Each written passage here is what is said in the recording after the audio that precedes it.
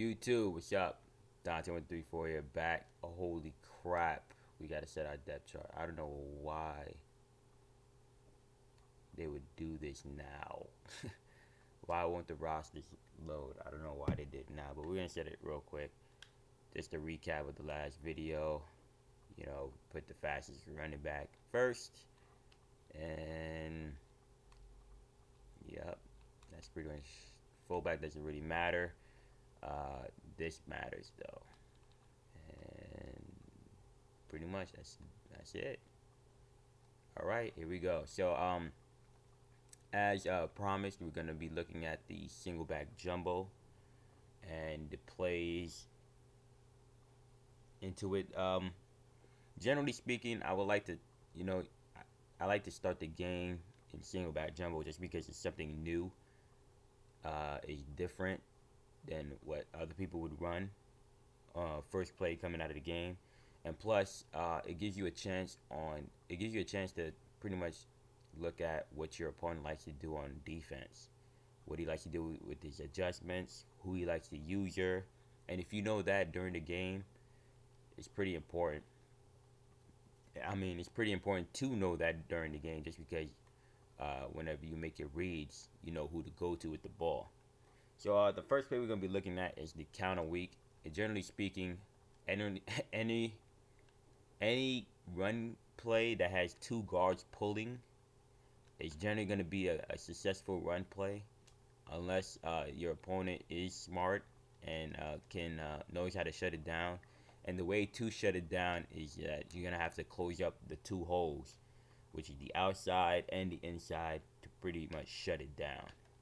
But I like the counter weak just because it's something quick to the outside, and we get our quick running back loose. And that's why we put our fastest running back out there first.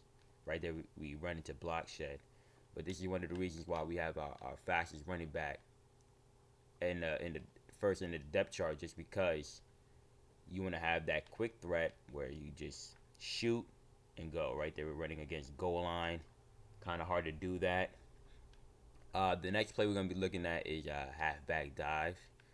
And I like this play immediately right after the counter weak, just because you already hit your opponent with an outside run, albeit whether successful or not. Now you're hitting them in the inside, and they're not really expecting a full-blown run attack. Here we run the counter, and then you hit them with the inside. Now they're expecting only run out of this formation, and in the next play, we're gonna show you that you can also pass out of this formation as well. But what I like about the halfback dive is if the inside is clogged, you can always take it to the outside, and that's what I one of the reasons why I have David Wilson as my starting running back, just because he's fast, he's quick. When he gets to the hole, he bursts through it, and is usually a big gain with him. Now, one of the pass plays out of this formation is X follow, and the adjustments I like to do when the corners are backed off. What I like to do is I like to put Nicks on a curl route, which is the one wide receiver that we have, and then I put Myers, which is the X receiver here. I put him on a fade, Dono on a slant, and leave Pasco on his drag route. Last thing I want to do is just to shut down any zones towards the left side of the field, I put David Wilson on a swing to the left. And what that does is any linebacker that's in a purple, flat zone, whatever, he gets sucked down, which opens up Nicks on that curl route. And bam, he gets a good gain, over 20 yards. Another thing I like to do is the tight end over the middle. Now we're going to take advantage of Brandon Myers' 94 catching traffic. Right there, we almost throw a pick. But just in case if your opponent comes out, 3rd down and 2, 3rd down and 3, 3rd down is short, and he plays cover 2, Wow, he's playing deep. That has to be Kendricks. Yes, that's Kendricks. Okay, so just in case if your opponent is playing cover two, the weakness in cover two, the middle of the field, Brandon Myers is pretty good at catching that deep ball over the middle. Also, if your opponent likes to blitz, what I like to do is I like to block the running back, and depending on the blitz, I like to block one of the tight ends and then just have Myers going deep and Nick's going like a comeback route. It really depends on the amount of yards that you need. So when the corners are backed off like this, I know first of all the corner on the right side of the field, he's pressed down, and the corner on the left, he's backed off. That lets me know that it's either a cover two, and with that, we're gonna attack the middle of the field. Bam, and we hit Brandon Myers. Now, obviously, there's a goal line, so what you want to do here is you want to block the running back, block the tight end, throw some deep routes there, and hope for the best, really. And right there, Nix doesn't catch the ball. He's good for one of those during the game. So when the corners are pressed, hold on, let me. So when the corners are pressed down, what I like to do, I'm gonna show you my adjustments for this play exactly. X follow and 2-man under. So when the corners are pressed down like that, what I like to do is I like to put Nix on a deep out, block the running back, because usually when your opponent comes out in man coverage, you're usually expecting a blitz. And when you block the running back, what happens is the guy that's covering the running back, he usually blitzes when he realizes that the running back is not coming out. He usually just blitzes. So that's one thing you take a note of. And boom, out route beats man coverage.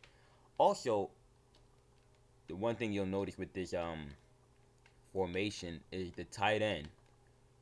The tight end, Donald, look where the corner is compared to where the tight end is. Now, eventually he's going to catch up, but there is an open separation right there for a quick pass just because the corner is just so far away from the receiver that he has to cover.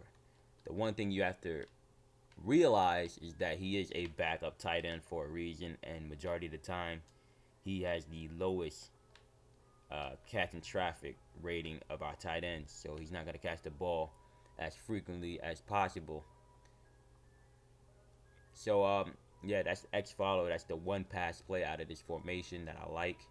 Something different to throw at your opponent when he can't really sit on the run.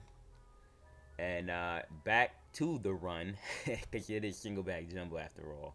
We're gonna go to the halfback stretch, and I love this play because you essentially have two holes to run through. You have the comeback hole, the cutback hole, I mean, and you have the outside. Get to the outside, bam, and that's exactly why. Prime example right there that we put David Wilson or our fastest running back, just so that we can get to the outside, get as much yards as we can, and get out of bounds. That's one of the ways right there. That was one of the ways to shut down the halfback stretch. You gotta overload that side, and when they do, there's always a cutback lane, and that's why we take it straight up the middle. Now, the last play out of this formation is gonna be a halfback zone. Now, this play, usually when you hear halfback zone, you usually hear about the one out of shotgun, the glitchy one. So this one, same philosophy, two holes to run through. Same thing with the stretch, except this one is better because of the blocking. Right there, I ran through the wrong hole, but you always have at least three holes to run through, and that's amazing for a run play, especially at a jumbo. Right here you have, come on with the block shed. Right there you have the cutback. You have the hole between the guard and the tight end, and you also have the outside. So that it makes for amazing gain, and it's pretty hard to stop because your opponent, first of all, your opponent doesn't expect that kind of a run play, especially on a first down, second down, and then having an option as to which hole to run through, that's tough to stop. So again, this is single back jumbo. This is for my heavy run guys who like to set the tempo, like to slow the game down. This is a formation for you, and you can also pass out of it with great effectiveness. So this is the single back jumbo. Next formation we're gonna be looking at is the split giant. So stay tuned.